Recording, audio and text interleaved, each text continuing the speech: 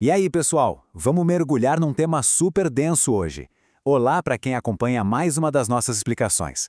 A conversa de hoje exige muita, mas muita atenção, porque a gente vai desconstruir aquelas ideias que tomamos como verdade absoluta e expor uma realidade bem dura que, acreditem, rola bem debaixo do nosso nariz. Para guiar a gente, essa análise inteirinha é baseada numa palestra sensacional, super gabaritada, que o Flávio Antas Correia deu lá na OAB de Sumaré. O material dele dá pra gente uma lente cristalina, tanto na parte histórica quanto na jurídica, sobre o que de fato significa o trabalho análogo à escravidão hoje em dia.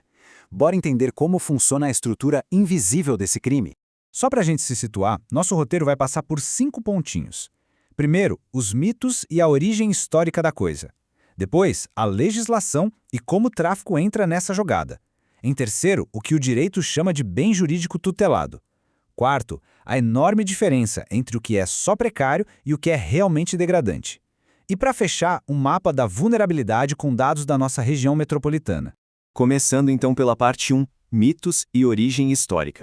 Para a gente entender o presente, primeiro precisa dar aquela limpada no terreno das ideias, sabe?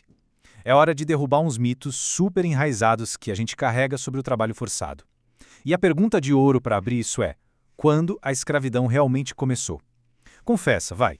Muita gente acha que a escravidão é uma exclusividade daquele tráfico negreiro transatlântico lá a partir do século XV, certo? Mas não é bem assim. A palestra do Flávio mostra com documentos que a escravização é uma prática que acompanha a humanidade desde o comecinho dos tempos. O conceito moderno que a gente usa, inclusive, tem uma origem muito anterior e bem específica, que dá um nó na cabeça e muda totalmente o jeito que a gente olha para a nossa história. É só olhar para a origem da palavra para sacar o peso da coisa. Tudo começa lá no grego bizantino com o termo esclavos. Pula para a Idade Média, isso evolui para o latim, esclavos, até chegar na nossa palavrinha em português, escravo. E por que exatamente essa evolução? Porque entre os séculos 8 e 12, gente, estamos falando de mais de 400 anos, os povos eslavos lá da Europa Oriental foram capturados em massa por bizantinos, germânicos e árabes. O volume de captura foi uma coisa tão colossal que o nome da etnia acabou virando um sinônimo universal para qualquer pessoa presa numa condição de servidão. Acompanhando aqui no diagrama, dá para ver direitinho essa evolução exata da palavra. É super interessante notar como esse termo medieval simplesmente substituiu a palavra clássica do latim que era servus. E não era pouca gente, eram populações inteiras da Polônia, da Boêmia, pegando os territórios de Kiev até a Sérvia, sofrendo 4 séculos de escravização. Ter isso em mente é a base necessária para a gente entender que a escravidão é uma questão humana e atemporal. Ela se adapta, ela muda de cara, mas infelizmente ela não desaparece. O que nos leva à parte 2, legislação e tráfico. Dando aquele salto da Idade Média direta para o Brasil de hoje, como é que as nossas leis lidam com um problema tão antigo? A resposta está lá no Código Penal. O artigo 149 explica certinho o que é reduzir alguém à condição análoga à de escravo. E isso engloba trabalho forçado, jornada exaustiva, condições degradantes ou até restringir a locomoção da pessoa por causa de dívida. Mas o pulo do gato aqui, e o detalhe mais crítico de todos, é a ligação direta disso com o artigo 149-A. Sabe por quê? O trabalho escravo contemporâneo quase nunca tem aquelas correntes de ferro visíveis. Na real, ele é quase sempre um desdobramento direto do tráfico de pessoas.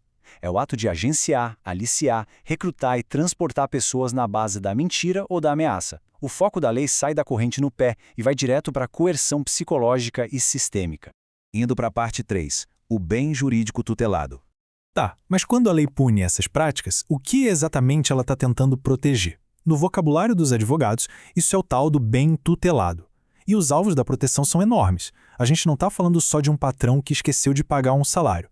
Quando rola aquela jornada que acaba com a pessoa ou um trabalho forçado, o que está sendo violado é a dignidade da pessoa humana, a liberdade individual, o patrimônio moral e, claro, a saúde do trabalhador.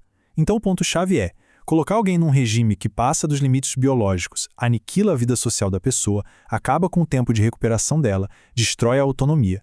O trabalho nessas condições não é mais um jeito de ganhar a vida, ele vira uma ferramenta absoluta de exploração e esgotamento. E agora a parte 4, condição degradante versus condição precária.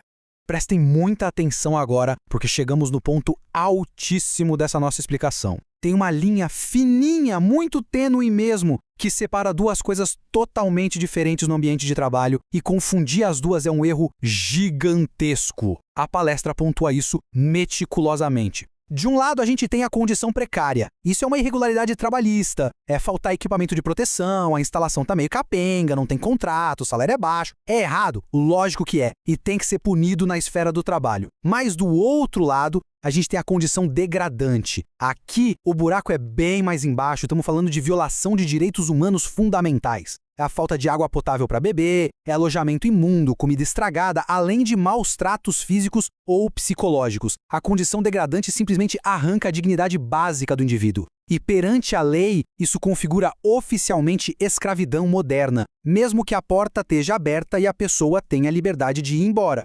Para a gente ancorar toda essa teoria numa realidade chocante, basta dar uma olhada nessas imagens. E não, isso não saiu de um filme de época. São registros reais de uma operação de resgate de verdade numa obra de construção civil lá na cidade de Sumaré.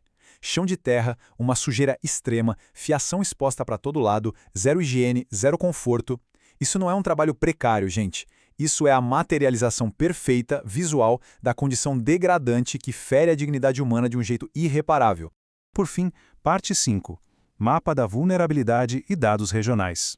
E se alguém aí pensa que isso é um problema distante, que só acontece naqueles rincões isolados do país, pode ir mudando de ideia. Entrando na nossa reta final, o material da OAB traz para a nossa realidade regional esse impressionante mapa da vulnerabilidade.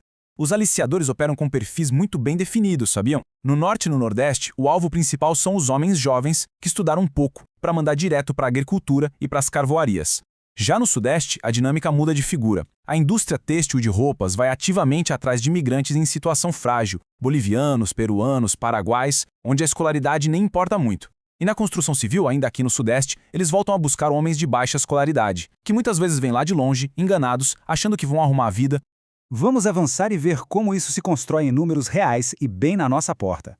Olhando esses dados agrupados da região metropolitana de Campinas nos últimos 8 anos, dá para ver a persistência desse padrão. Em 2018 e 2023, acharam oficinas de costura clandestinas em Campinas e em Americana, sugando a vida de imigrantes com jornadas absurdas. Em 2019, trabalhadores do Nordeste estavam alojados num subsolo totalmente insalubre de uma obra bem no centro de Campinas. Tivemos até um caso de trabalho doméstico em 2021, envolvendo uma senhora idosa de 61 anos. E agora, em 2025, em Pedreira, 35 indígenas da etnia Guarani Kaiowá foram aliciados lá do Mato Grosso do Sul para o agronegócio avícola. Os números simplesmente provam. É um padrão contínuo e metropolitano. Para a gente resumir o tamanho da tragédia central que acabamos de explorar, eu resgato aqui esse conceito vital que o Flávio Antas Correia destacou maravilhosamente bem na palestra. Quando a dignidade é removida e a pessoa é tratada meramente como uma engrenagem, uma peça descartável, o trabalho sofre uma mutação terrível. Ele deixa de ser aquele meio pelo qual o ser humano garante o seu sustento, a sua vida, e se torna a própria ferramenta da sua destruição física e moral. É fortíssimo. E aí fica, ao fim dessa nossa conversa, um questionamento profundo para refletirmos. A gente viu hoje que a escravidão não ficou presa no passado. Não se resume àquele tráfico negreiro do século XV e, com certeza, não acontece só longe dos grandes centros. Ela tem raízes milenares, ganhou novos contornos na nossa lei moderna e tem números locais assustadores. Diante de tudo isso, quais realidades de exploração absoluta podem estar escondidas neste exato segundo, bem à vista de todo mundo, de repente no bairro vizinho ou na loja da esquina? É uma reflexão urgente, pessoal. A informação, o conhecimento dos nossos direitos e a conscientização precisam entrar em cena. Vamos continuar questionando as coisas e mantendo os olhos bem abertos. Até a próxima!